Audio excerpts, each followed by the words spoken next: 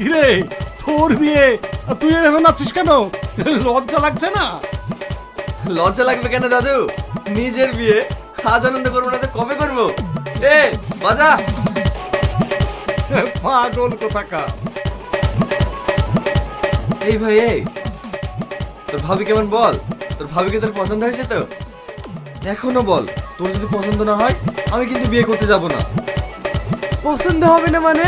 হেব্বি দেখতে, সত্যি তোর কপাল ভালো যে এত সুন্দর একটা মেয়ে পেয়েছিস। কি যে বলিস? দেখিস বউকে পার করে যেন আমাকে ভুলে যাস না। না রে, তুই আমার বন্ধু না, তুই আমার ভাই। আমি তোকে ভুলতে পারি? নাচ।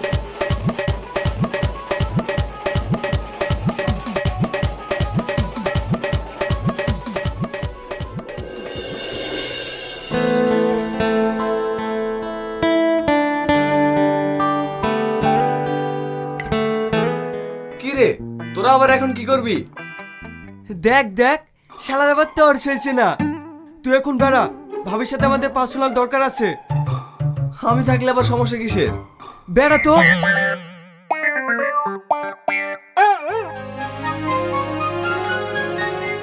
ভাবি, আমি হচ্ছি তোমার ছোট দেওর, তোমার জন্য আমি গিফট এনেছি, এই নাও। ভাবি খুলি দেখো তোমার জন্য কি এনেছে। হ্যাঁ ভাবি, আমি তোমার দেওর, এই নাও। এই নাও ভাবি, এটা তোমার জন্য। চুপ করো, নিজের গার্লফ্রেন্ডকে তোমার ভাবি বলতে লজ্জা লাগছে না? ছি, তুমি যে আমার সঙ্গে এরকমটা করবে আমি কল্পনাও করতে পারিনি। তুমি তোমার নিজের গার্লফ্রেন্ডকে তোমার বন্ধুর সঙ্গে বিয়ে দিয়ে দিলে, তুমি কেন এটা করলে? দেখো, আমি যেটা করেছি তার পিছনে একটা কারণ আছে। কি কারণ আছে? নিজের গার্লফ্রেন্ডকে অন্যের সাথে বিয়ে দিয়ে তুমি কি লাভ পাবে? তার থেকে তুমি আমাকে বিয়ে করবে না সেটা বলে দিলেই পারতে। দেখো, আমি তোমাকে এই মুহূর্তে বিয়ে করতে পারতাম না, আর ওই দিক থেকে তোমার বাড়িতে অন্য জায়গায় বিয়ে দেওয়ার জন্য চাপ দিচ্ছিল। আর তুমি তো ভালো করে জানো আমি তোমাকে কতটা ভালোবাসি, তাই তোমার জন্য অন্য জায়গায় বিয়ে না হয় সেজন্য আমি আমার বন্ধুর সঙ্গে তোমার বিয়ে দিয়েছি।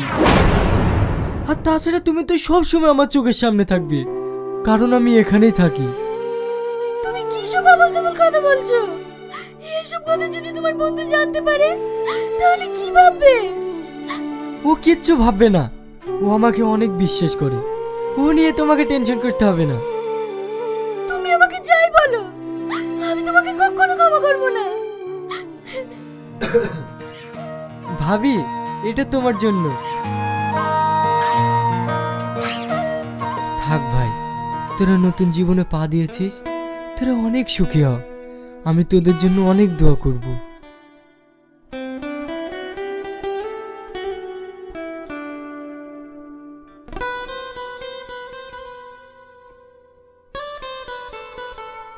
ডোন্ট টাচ মি, তুমি আমাকে স্পর্শ করার চেষ্টা করবে না। এ তুমি কি বলছো? আমি তোমার স্বামী, আমি তোমাকে স্পর্শ করব না। স্বামী? কিসের স্বামী? আমি তোমাকে স্বামী হিসেবে মানি না, কারণ এই বিয়েটা আমার ইচ্ছার বিরুদ্ধে হয়েছে। তুমি আমার সব স্বপ্ন শেষ করে দিয়েছো, আর আমার স্বপ্ন ভাঙার কারণই হচ্ছে তুমি। এইসব তুমি কি বলছো? হ্যাঁ, আমি ঠিকই বলছি। আমার স্বপ্ন ছিল আমি ডাক্তার হব, আর সেই স্বপ্ন তুমি শেষ করে দিয়েছো। আমি তোমাকে কোনোদিন স্বামী হিসেবে মেনে নেব না। ঠিক আছে, আমি তোমার স্বপ্ন শেষ করেছি তো, আমি তোমায় কথা দিচ্ছি আমি তোমার স্বপ্ন জুড়ে দেব, আর কোনোদিনকার জন্য তোমার সামনে স্বামীর অধিকার নিয়ে দাঁড়াবো না। তুমি কাল সকালে তোমার বাবার বাড়ি চলে যেও, আমি তোমাকে আটকাবো না।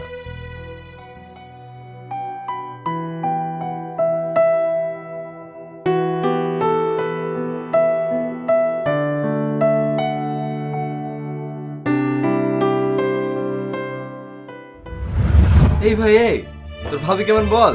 তোর ভাবিকে তোর পছন্দ হয়েছে তো? এখনো বল, তোর যদি পছন্দ না হয় আমি কিন্তু বিয়ে করতে যাব না। পছন্দ হবে না মানে? হেব্বি দেখতে, সত্যি তোর কপাল ভালো যে এত সুন্দর একটা মেয়ে পেয়েছিস।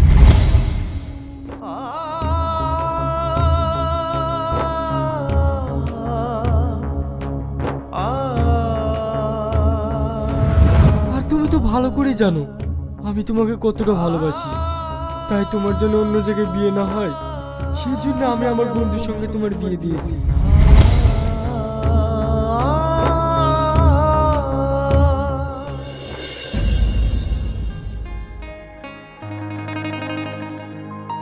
কি রে মা, তুই একা আসছিস যে?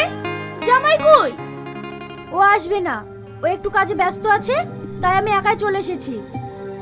নতুন বিয়ে হয়েছে আর তুই জামাইকে রেখে একা চলে আসলি? ও আসলো না তো আমি কি করব? রেগে যাচ্ছিস কেন? যা ঘরে যা।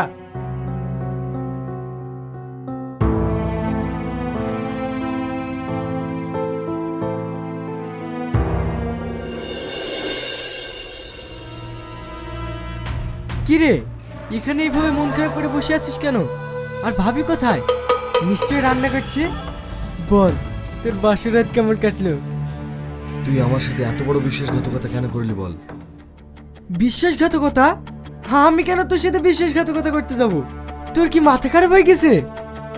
আমি তোকে যে প্রশ্নটা করেছি তার উত্তর দে। তুই কি বলছিস? আমি তো কিছুই বুঝতে পারছি না।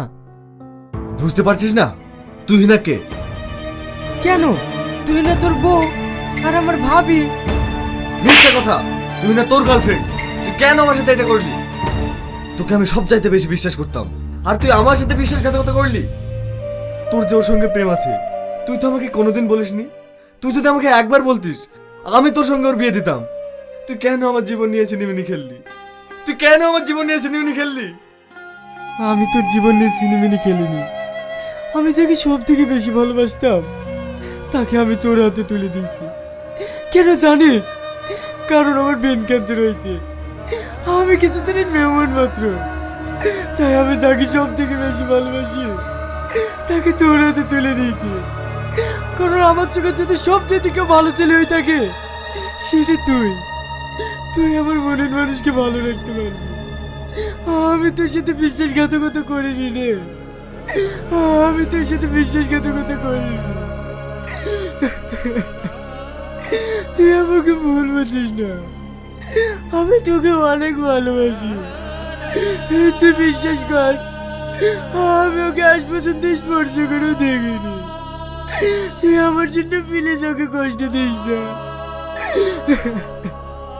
তোর ব্রেন ক্যান্সার হয়েছে মানে? হ্যাঁ। এই কথা তুই আমাকে কোনোদিন বলিসনি কেন? আমি বলিনি, শুধু তুই কষ্ট পাবি তাই।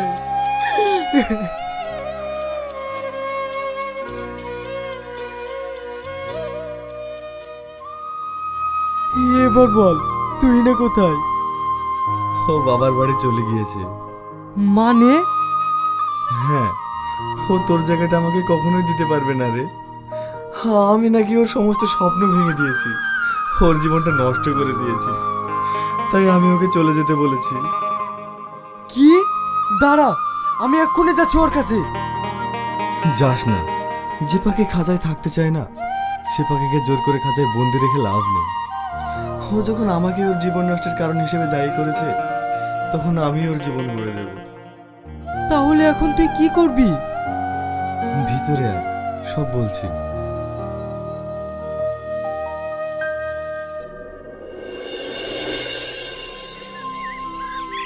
তুই না? কি ব্যাপার, তুমি এখানে? আমার প্রতি তোমার এখনো রাগ কমেনি? তবে তোমার জন্য একটা খুশির খবর আছে। আমি তোমার কাছ থেকে কোনো খুশির খবর শুনতে চাই না। তুমি এখন এখান থেকে যাও। আরে তুমি একবার শুনেই দেখো না, তোমার স্বপ্ন পূরণ হতে চলেছে। মানে? হ্যাঁ, তুমি বহরমপুর মেডিকেল কলেজে চান্স পেয়েছো। ওরা তোমাকে কালকেই ডেকেছে। তুমি কি বলছো? হ্যাঁ, কালকেই তুমি ওখানে চলে যাও। এই নাও।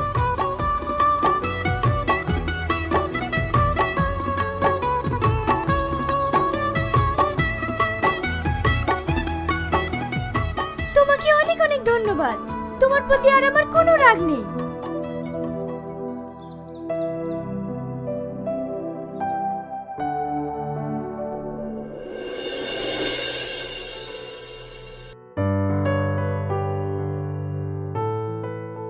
Good morning sir. Morning morning. সবাই বসে পড়ো। এর আগের দিন তোমাদের কি শেখানো হয়েছিল? Sir urinary system. ওকে, আজকে তোমাদের শেখাবো কার্ডিওভাস্কুলার সিস্টেম। তবে ক্লাস শুরু হওয়ার আগে তোমাদের কিছু বলতে চাই। বলো তো, তোমরা কেন মেডিকেল লাইনে পড়াশোনা করতে এসেছো? কে বলবে? হ্যাঁ, তুমি বলো। স্যার, আমার ছোটবেলা থেকে একটাই স্বপ্ন, আমি ডাক্তার হতে চাই। ডাক্তার হয়ে সাধারণ মানুষের চিকিৎসা করতে চাই। তুমি কেন এসেছো? স্যার, আমি এই লাইনে এসেছি একটাই কারণ, এটা এমন একটা প্রফেশন যার ইনকামের শেষ নেই, তাই মানুষের চিকিৎসা করে আমি ইনকাম করতে চাই। বুঝলাম। তুই না, তুমি কেন এসেছো? স্যার, আমার ছোট থেকেই স্বপ্ন ডাক্তার হওয়ার। আমি ডাক্তার হয়ে সাধারণ দরিদ্র মানুষদের ফ্রিতে চিকিৎসা করতে চাই, কারণ আশেপাশে অনেক দরিদ্র ফ্যামিলি দেখি যারা চিকিৎসার অভাবে বিছানায় ছটফট করে মারা যাচ্ছে। তাই আমি প্রথমেই সেই সব অসহায় মানুষদের পাশে দাঁড়াতে চাই স্যার। গুড, এটাই তোমাদের কাছ থেকে শুনতে চেয়েছিলাম। দেখো, ডাক্তারদের সকলে ভগবানের আর এক রূপ হিসেবে চেনে, কারণ একটা মানুষকে যদি ভগবানের পরে কেউ বাঁচাতে পারে তবে সেটা ডাক্তার। কিন্তু আজকাল আমরা ডাক্তাররা অনেক লোভী হয়ে পড়েছি। শুধু টাকার নেশায় সাধারণ মানুষকে চিকিৎসার নামে তাদেরকে লুট করছি। তাই তোমাদের প্রত্যেকের উদ্দেশ্যে বলছি, তোমরা অনেক বড় সৎ ডাক্তার হও আর সৎ পথে ইনকাম করো। চলো এবার মেন টপিকে আসা যাক।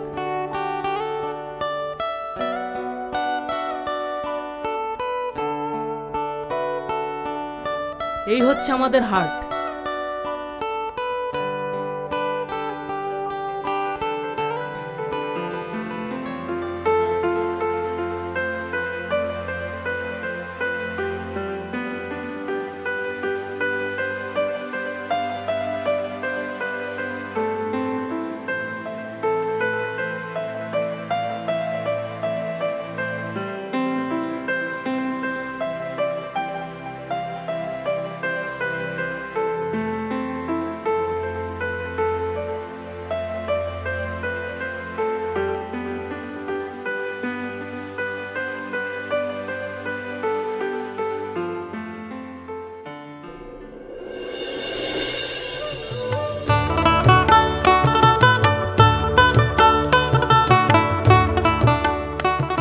মা, এই টাকাগুলো রাখেন, তুহিনার কলেজে দিয়ে আসবেন।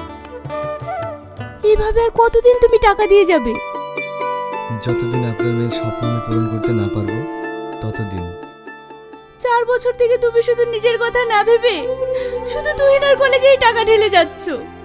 আবার তুমি এত কিছু করছো, সেটা তুহিনাকে বলতেও নিষেধ করছো। একটা কথা বলবে, তোমাদের কি এমন হয়েছে যার জন্য তুমি সমস্ত কথা গোপন রাখতে বলছো? মা, আমি বেশি কিছু বলতে চাই না। আমি আপনার মেয়ের স্বপ্ন ভেঙেছিলাম, তাই আমি আপনার মেয়ের স্বপ্ন তৈরি করার কাজে লেগেছি। বাস এটুকুই।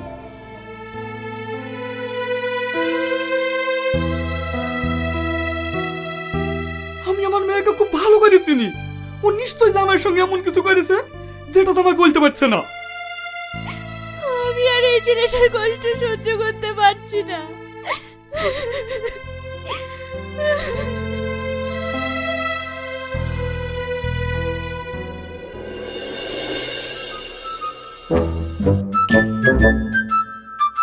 এই তুই কেউ হাত মেলাবে এর সঙ্গে? ওইটা দেখ, ওইটা দেখ। কোনটা?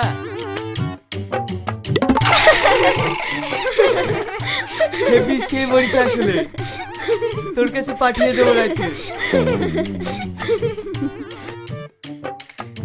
এই স্যার, বসো। তোমাদের প্রত্যেকের উদ্দেশ্যে বলছি, আর কয়েকদিন পরেই তোমাদের ফাইনাল এক্সাম। যাদের যাদের এখনো কলেজের ফিস দেওয়া বাকি আছে, তোমরা 2 দিনের মধ্যে বকেয়া টাকা জমা করো, নইলে তোমাদের ফাইনাল এক্সামে বসতে দেওয়া যাবে না। কথাটা ভালো করে মনে রেখো।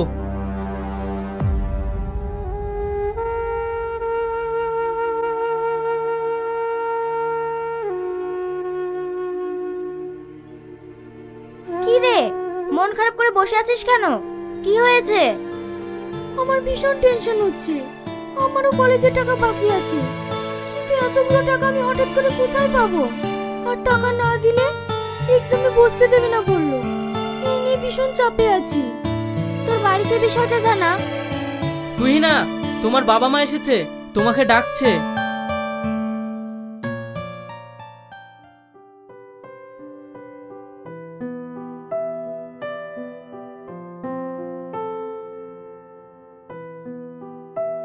কলেজে সব টাকা দিয়ে দিলে? হ্যাঁ। এতগুলো টাকা তোমরা কোথায় পেলে? সেটা জেনে তোর কোনো কাজ নেই। তুই মন দিয়ে পড়াশোনা কর, অল্প দিনে তোর এক্সাম শুরু হবে। ঠিক আছে, তুই ক্লাসে যা, আমরা এখন আসছি।